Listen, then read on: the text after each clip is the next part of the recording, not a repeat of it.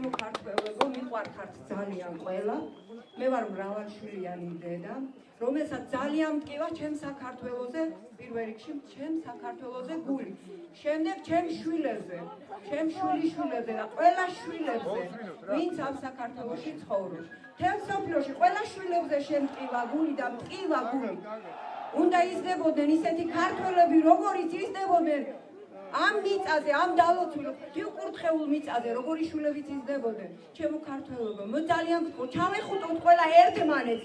მოვეფეროთ ერთმანეთს. ძალიან მიყვარხართ ყველა. ერთმანეთს მტკივა, ქართველ დედას, მოწმუნეს, ქრისტიანს. მე მინდა რომ ჩემი შვილები, შვილიშვილები, ყველა შვილები იზრდებოდნენ ღვთის სიყვარულით. ეხუტებოდნენ ერთმანეთს და არა ლანძღავდნენ ერთმანეთს და არ იცახდნენ უშვებს სიტყვებს.